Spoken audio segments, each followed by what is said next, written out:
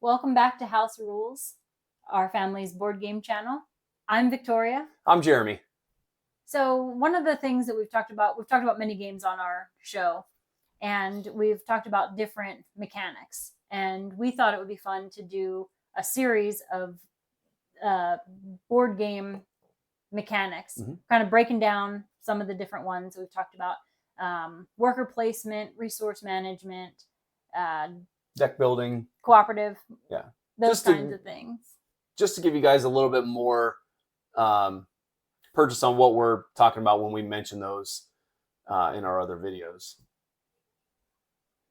Our example of worker placement games is Viticulture by Stonemeyer Games. So let's get to it.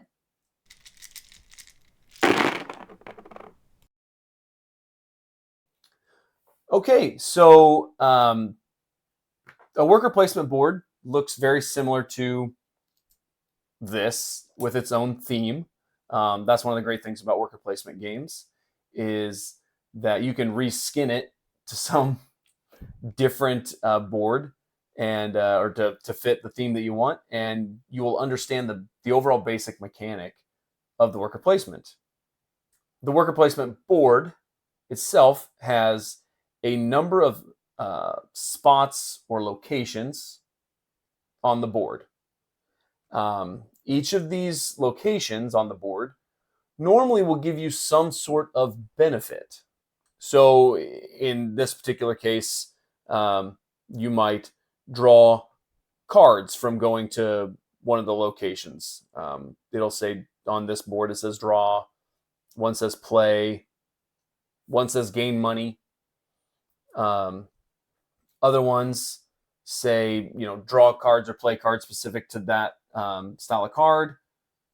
In Viticulture itself, you will harvest fields at some point, and you will turn some of the wine tokens or harvested field tokens into wine tokens, which then you might fill in order.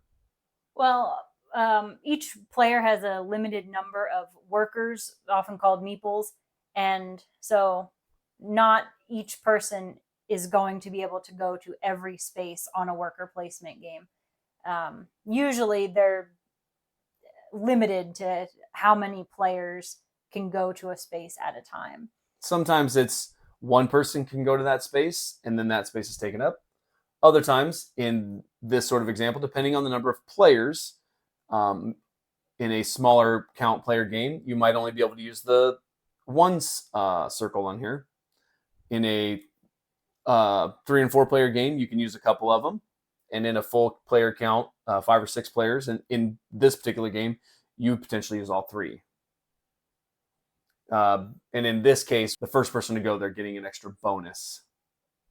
Eventually, after going to all these spots, you use those different locations in any worker placement board to score victory points. They're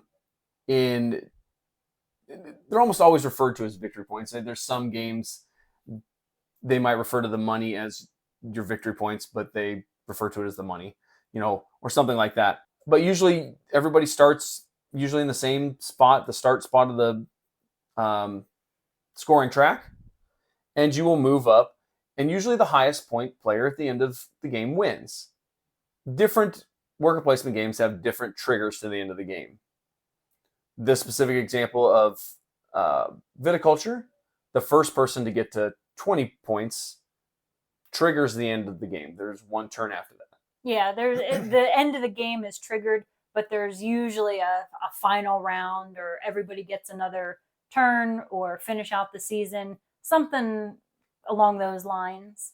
Yeah, there's other games that have a specific turn count. You'll know it right from the beginning.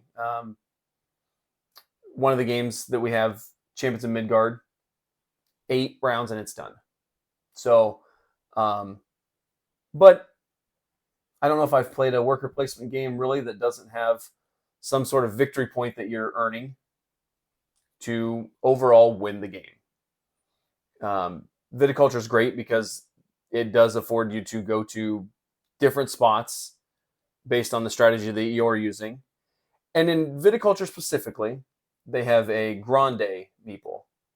This Grande Meeple allows you to kind of go to a spot you wouldn't normally be able to go to. So that's super helpful. That's not in every worker placement game, but there's a plug for Viticulture. One thing I was going to say about the scoring for Viticulture is that even though the end game is triggered at 20 points, it does max out at 25, but the 20 points triggers the end of the game, and then we finish that season, fulfilling the wine orders, and everybody places their meeples. So again, just to go over the kind of the basics of different worker placement games, there's usually a location or multiple locations on the board that you're going to be playing on, that you will use a meeple of your color that will separate you from everybody else. Might even be shape as well. But you will take turns going around the table in clockwise order most of the time, placing your meeple, collecting your benefit. Then the next person would go. Then the next person would go. And then when it gets back around to you, you play your next meeple somewhere where there's a legal move. And you continue in that fashion until the game trigger is ended, or before the game end is triggered. And like we said, sometimes there's an extra round, sometimes the game is just done. And whoever has the most victory points wins. All right, so that wraps up our kind of explanation of worker placement games. Again, using Viticulture by Stonemaier Games. If you have any questions about worker placement games in general, feel free to leave those in the comments, and we'll get back to you as soon as we can. We'd love to answer those questions. Again, don't forget to like and subscribe if you like what we're doing here. Would like to bring more of these mechanic informational videos to you.